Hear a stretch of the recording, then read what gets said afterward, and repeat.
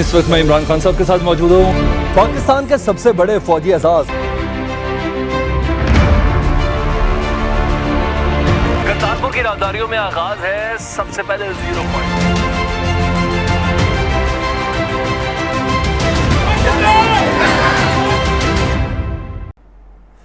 बिस्मिल्लाहिर्रहमानिर्रहीम। अस्सलामुअलैकुम। आपका दोस्त सलमान हैदर।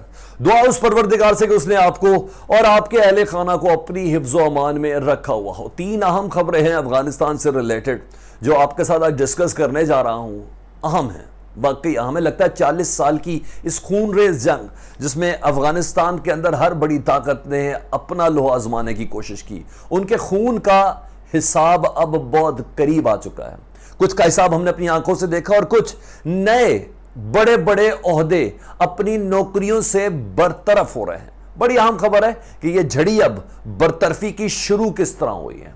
डिटेल्स में यह आपको मैंने बताना है कि अब इंसाफ किस तरह मिलता हुआ नजर भी आ रहा, कुदरत का इंसाफ। ठीक है जी। दूसरी खबर है मुल्ला गनी ब्रदर की, उनके इंटरव्यू से मुतल्लिक, और इंटरव्यू के बाद जो इस वक्त इंडियन मीडिया का शोर होगा और स्पेशली सोशल मीडिया का जो शोर होगा, जो बकायदा इंडियन स्पोर्ट के साथ जो चलते हैं, उनका अब क्या कहना है। और ऐसे मौके पर जब दुनिया की 100 बाअसर शख्सियात में सिर्फ दुनिया की 2 मुस्लिम शख्सियात का नाम शामिल हो और उसमें एक मुल्ला गनी बरादर हैं, उनसे मुतल्लिक जब ये खबरें सामने आई, जब टाइम्स के सही वक्त पर उनका नाम आया, उसके बाद इंडियन मीडिया क्या कर रहा है ये बताना। और एक अहम तरीन और खबर पंजशेर से मुतल्लिक कुछ अहम और बड़ी खबरें और सिला रहमी से मुतल्लिक कुछ अहम तरीन पेशरफ्त हुई हैं, वो मैंने आपको बताना है। पंजशेर का मामला अब बहुत हद तक ओपन, क्लियर एंड जिसे कहते हैं ना, बहुत हद तक तस्वीर उसकी क्लियर सामने भी नजर आ रही है। तमाम डिटेल्स आप में जाने से पहले चैनल अगर पहली बार देख रहे तो दिल करे तो इसको सब्सक्राइब कर दें, इसके लिए बटन है, इसको दबा दें, बेल आइकन दबा देंगे तो आने वाले वक्त में वीडियोस भी मिलती रहेंगी। और कमेंट्स बॉक्स में जरूर जाइएगा, ये कमेंट्स का इंतजार रहेगा। डिटेल्स ये है जी, सबसे पहले कि आलमी बरादरी अपनी अब नाकामियों का इतराफ़ करना शुरू हो गई है और अब बरतरफियों का सिलसिला शुरू हो गया। और मुझे इस खबर से ऐसे लग रहा है कि जैसे बाकायदा तौर पर अफ़गानिस्तान में जो 20 साल और फिर उससे 20 साल पहले यानी 40 साल तक जो अफ़गान सरजमीन के ऊपर हर एक ने अपने असले वसले सीधे किए ना, रूस फिर अमेरिका और नेटो फोर्सेस ने मिलके, उन सब का हिसाब करीब आ रहा। रूस का हिसाब तो करीब आ गया, सब ताहुबाला हो गया। सारी स्टेट्स रूस के छोटे छोटे यूएसएसआर की बजाय अब सिर्फ और सिर्फ रूस रह गया, रशिया रह गया, उसके इतने टुकड़े हो गए। अल्लाह मियाँ का हिसाब हम अपनी ज़िंदगी के अंदर देख रहे हैं। पाक परवरदिगार जिस तरह हिसाब करा उसको अपनी ज़िंदगी के सामने देख रहे हैं। इसमें किसी को कोई कॉन्ट्राडिक्ट नज़र आ रहा है तो मुझे कमेंट्स में ज़रूर मुझे बता दें। लेकिन अब कुछ अहम पेशरफ्त हुई है जिससे मुतालिक मैं पहले भी आपको कह रहा था कि अमेरिका के आर्मी चीफ ने जाना है, ठीक है जी, उनसे इस्तीफ़ों की डिमांड बढ़ गई है। अमेरिका के वज़ीर ख़ारजा ने जाना है, ये मैं आपको बता दूं। उसके बाद इम्पीचमेंट के लिए दरख्वास्तें कांग्रेस में दी जा चुकी हैं सदर जो बाइडन के हवाले से। और अभी यूरोपीय ममालिक में से कई इस्तीफ़े आने, एक पहला इस्तीफ़ा आया जिस और अवामी दबाव के ऊपर आया। और मैं आपको बताऊं, सो कॉल्ड दुनिया की सिविलाइज्ड कौमों में शुमार बरतानिया, उधर ये इम्पैक्ट्स बहुत काउंट करते हैं। और बरतानिया सिविलाइज्ड इश्यूज के जिन चीज़ों पे वो आगे रहता है फिर दुनिया उसको कॉपी करती है। तो मार्क माय वर्ड्स कि अभी बरतरफियों का सिलसिला शुरू होने जा रहा है। डिटेल्स में बता दूं कि हुआ क्या है जी। डिटेल्स में ये है कि पहले इनको बचाने की बहुत कोशिश की गई डोमिनिक रॉब को, और अब डोमिनिक रॉब को वजारत खारजा की सीट से बरतरफ कर दिया। और ना सिर्फ बरतरफ किया है बल्कि इस सिलसिले में बोरिस जॉनसन ने कहा है कि वजारत खारजा की नशिस्त पे अब ये नहीं होगा। CNN की खबर है, ये साथ साथ चल रही है, आप देखते भी रहिएगा। अच्छा, इनको पहले बचाने की कोशिश की गई, जाहिर बात है जस्टिस डिपार्टमेंट के भी हैं, अब इनको जस्टिस डिपार्टमेंट की कोई सेक्रेटरी के तौर पर इनको कोई ओहदा भी मिल गया है। हुआ क्या कि पिछले एक हफ्ते में आपने देखा वजारत दाखिला की जानिब से, दिफा की जानिब से स्टेटमेंट आई कि अगर तालिबान ने अपने मुल्क के अंदर अलकायदा और दाइश को पनपने दिया तो हम ड्रोन की एक पूरी फ्लीट लेके पहुंचेंगे अफगानिस्तान के अंदर और फिर सब तहबाला कर देंगे, तबाह बर्बाद कर देंगे। हम हैरान, अच्छा इस पोजीशन में है, किस जगह से उड़ाएगा। अच्छा, उसके एक दिन बाद ये खबरें आई कि जी बरतानिया अफगान शहरियों की फलाह बहबूद के लिए मिलियंस ऑफ पाउंड स्टर्लिंग वो इन्वेस्ट करने के प्लान में है और डायरेक्ट इस सिलसिले में बाकायदा अप्रूवल भी हो चुकी है। अच्छा, ये ठंडा गर्म करने की कोशिश, लेकिन अवाम की तरफ से ये प्रेशर बहुत ज़्यादा डेवलप हो गया था। और इस प्रेशर के बाद मैं आपको ये बताऊं, आप हैरान रह जाएंगे, इस प्रेशर में जो मुंदरजात हैं वो ज़रा सुन लें। बोरिस जॉनसन के ऊपर जो अवामी दबाव था उसमें यह था कि बरतानवी इनखला के अमल पर अवाम ने शदीद तनकीद की है। जिस वक्त बरतानिया का इनखला हो रहा था, यानी तालिबान काबुल के दरवाजे पर दाखिल हो रहे थे, उस वक्त जो ये डोमिनिक रॉब है ना वजीर खारजा, ये ग्रीस में, यूनान में साहिल पर सन बाथ ले रहा था। मैं नहीं कह रहा आपको, ये CNN कह रहा है, ये सन बाथ ले रहा था और इसके अंदर बिल्कुल भी जिम्मेदारी नहीं थी और ये अपनी फैमिली के साथ छुट्टियां मनाने में मसरूफ थे। और यही नहीं, इल्ज़ाम और भी सुन ले जी।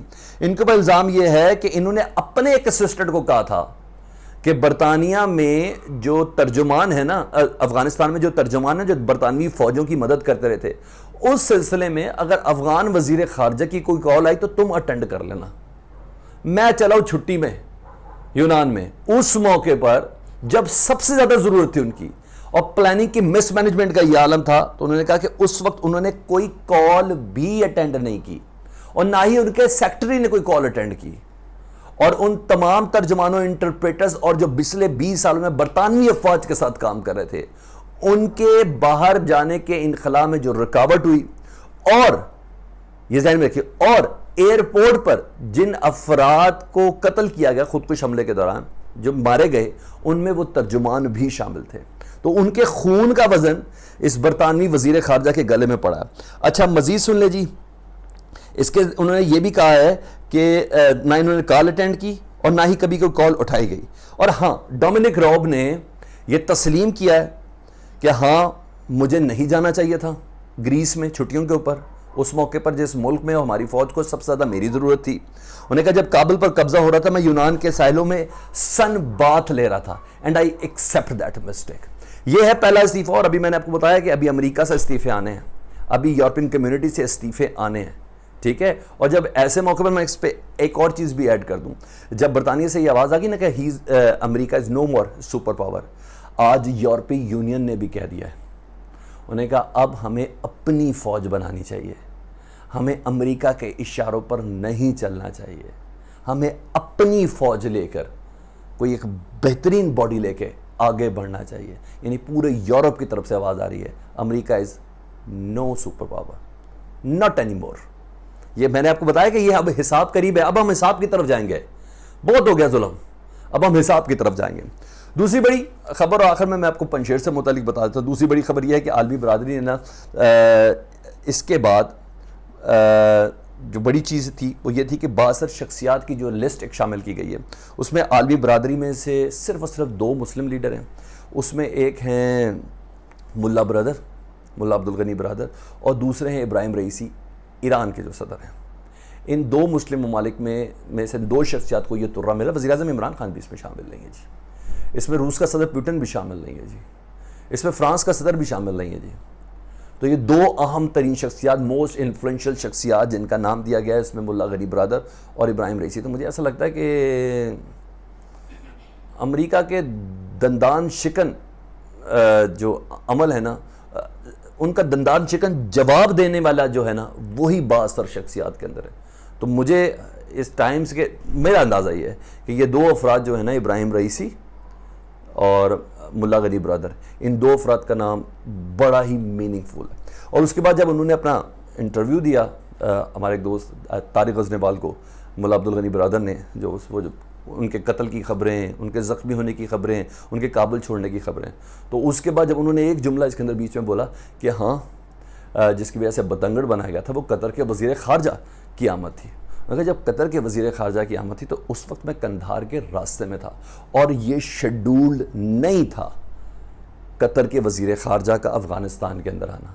मेरे पास ये इतलात नहीं थी कि कतर के वज़ीर ख़ारजा आ रहे हैं, मुझे रास्ते में मिली, लेकिन मैं इतनी दूर निकल चुका था कि मुझे उस जगह पर पहुंचना था कंधार में। उन्होंने ये भी नहीं कहा कोई झगड़ा कोई पटा नहीं, हम सब एक हैं, हम सब तालिबान हैं, और हम सब अफगानी हमने मिलकर लेकर इसको चलना। उसके बाद जो इंडियन मीडिया का मातम है, अब देखें कोई सवाल ही नहीं है, सिर्फ क्वेश्चन मार्क चल रहा है।